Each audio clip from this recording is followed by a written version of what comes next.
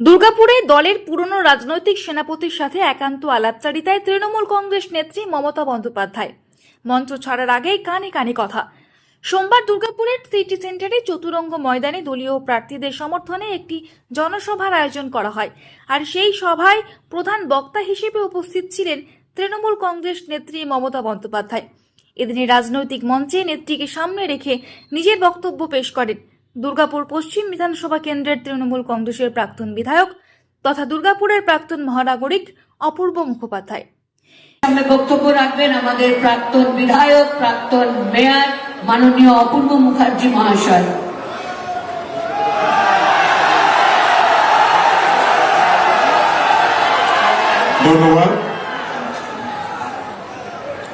ধন্যবাদ অসীমাকে।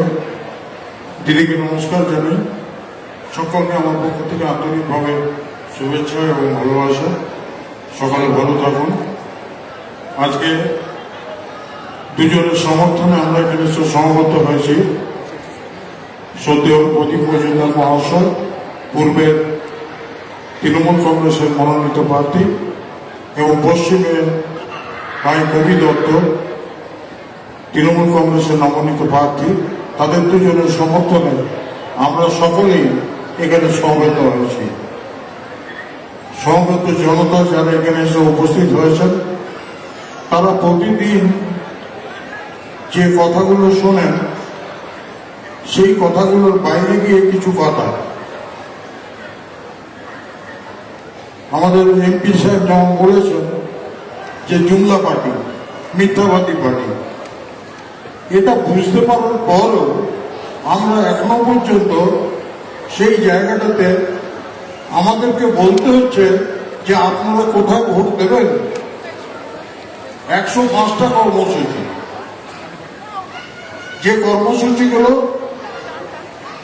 একদম শিশুর জন্মানোর থেকে আরম্ভ করে শ্মশান যাত্রা পর্যন্ত প্রতি মুহূর্তে যার স্নেহের ছাপ আপনারা অনুভব করেন, যার ভাবনার অনুধাবনকে আপনারা প্রতি মুহূর্তে আপনারা আপনাদের মতন করে ভাবতে পারেন।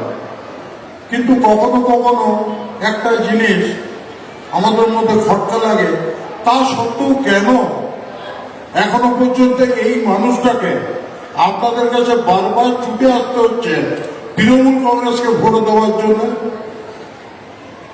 আপনারা অনেকেই এখনো ছড়িয়ে ছিটিয়ে আছেন এই মিটিং এ এসছেন যারা, তারা যদি এটাকে মনে করেন যে এটা একটা দুধ সাগর, আমি না দিলাম তো কি আছে, আরো সবাই তো দেবে, কিন্তু দুধ সাগরটা দুধ সাগরই হবে না, সেটা জলের সাগর হয়ে যাবে। আজকে দাঁড়িয়ে যেভাবে বিজেপির এই জুমলা সরকার পশ্চিমবাংলার উপরে খড়গস্ত হয়ে প্রতি মুহূর্তে আঘাতের পর আঘাত করে যাচ্ছে, যে আঘাতটা প্রতিঘাতের জন্য একজন মানুষ কিন্তু দাঁড়িয়ে প্রতিবাদে শুধু সোচ্চার হননি, তিনি নিজে সুপ্রিম কোর্টে দাঁড়িয়ে সেখানে দাবি রেখেছেন যে এই যে অনলাইন এসআইআর চলছে এটা বন্ধ হওয়া দরকার আছে।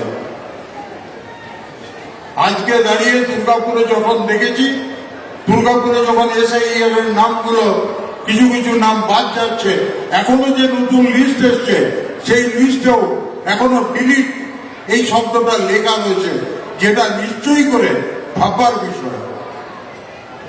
কেন দুর্গাপুরে প্রায় কম বেশি পশ্চিমে 34,000 এবং পূর্বে কম বেশি প্রায় 40,000 ভোট বাদ হয়ে গেছে। কেন বাদ হল? যাদের কাছে যোগ্য সমস্ত কিছু থাকা সত্ত্বেও, তাদের সমস্ত কিছু থাকেও তারা আজকে বাদ। তার মানে এইখানটাতে দাঁড়িয়ে এই জুমলা পার্টি একটা প্রস্তুতি নিয়েছে। সে প্রস্তুতিটা কি না, তৃণমূল কংগ্রেসকে হারাতে হবে, মমতা ব্যানার্জিকে হেয় প্রতিপন্ন করতে হবে, এবং পশ্চিম বাংলায় আবার একটা মিথ্যার সরকার প্রতিষ্ঠিত করতে হবে, যারা প্রতি মুহূর্তেই জুমলা করে দিয়ে আজকে সারা ভারতবর্ষকে তারা এমন একটা জায়গায় দান করিয়ে দিয়েছে যে ভারতবর্ষের মানুষ আজকে ভীত এবং সন্ত্রস্ত। ভারতবর্ষের মানুষের কাছে এমন একটা জায়গা হয়ে গেছে যে যেটা ভাববার মতন জায়গায় আজকে ভাবছে যে মোদী সরকার আর ধর্মের নামে সুরসুরি দিয়ে পরিস্থিতিটাকে যে জায়গায় নিয়ে যাওয়ার চেষ্টা করছে। হ্যাঁ, ধর্ম আছে, ধর্ম থাকবে, উৎসব সবার, সেই ধর্মকে আমরা যা যা ধর্ম মনে করি সেই ধর্মকে মেনেই চলি। আমাদের পশ্চিমবাংলা সর্বধর্ম সমন্বয়ের জায়গা, যেখানে দাঁড়িয়ে আমাদের ঠাকুর শ্রী শ্রী রামকৃষ্ণ স্বামী বিবেকানন্দ মানব ধর্মের কথা বলে গিয়েছেন। সেখানে দাঁড়িয়ে আমাদের দুইজন কবি, একজন কবিগুরু রবীন্দ্রনাথ ঠাকুর আর একজন কাজী নজরুল ইসলাম। কাজী নজরুল ইসলাম বলে গেলেন, একই বৃন্তে দুটি কুসুম, আমরা হিন্দু মুসলমান। আর কবিগুরু সাম্যের গান গাইলেন। আর সেই জায়গায় দাঁড়িয়ে এরা জুমলা করে যাচ্ছে পশ্চিম বাংলাকে। তারা একটা জায়গায় ধর্মের নামে সুরছড়ি দিয়ে, কিছু মানুষ আছেন যারা ধর্মকে ভয় খান, কিন্তু ধর্মটা ভয়ের জায়গা নয়, ধর্মটা হচ্ছে শ্রদ্ধার জায়গা। আমি আমার যে ধর্মেই বিশ্বাস করি না কেন, সেই ধর্মটাকে আমি শ্রদ্ধার সঙ্গে স্মরণ করি।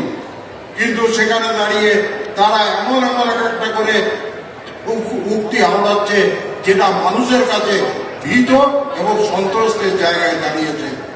আমি আপনাদের কাছে বেশি সময় নেব না, কারণ আপনারা দিদির কথা শুনবার জন্য অধীর আগ্রহে অনেকক্ষণ থেকে সেই দুপুর 1টার থেকে এখানে অপেক্ষা করে বসে আছেন। দিদির কাছে শুনবো, দিদির কাছে শুনবো। তাই দিদির কাছে শোনার ইচ্ছে আমাদেরও আছে, আমরাও সেই সব কথা শুনতে চাই। তাই আপনাদেরকে বলবো, একবার আমার সঙ্গে সবাই বলুন, মমতা ব্যানার্জি, মমতা ব্যানার্জি, মমতা ব্যানার্জি।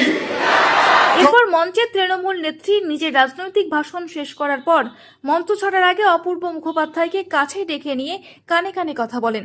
26 বিধানসভা নির্বাচনের আগে দলের পুরনো সেনাপতিকে কি ধরনের কাজ সঁপে গেলেন নেত্রী, যা নিয়ে শুরু হয়েছে তৃণমূল কংগ্রেসের মধ্যে নতুন করে জল্পনা, তা বলা যেতেই পারে। Bureau report, the e-paper digital. DSMS, a premier management college in Durgapur. Admission open for hotel management, hospital management, tourism management, BBA, BCA and nursing. Excellent training and placement assistance. Join now. DSMS, gateway to success.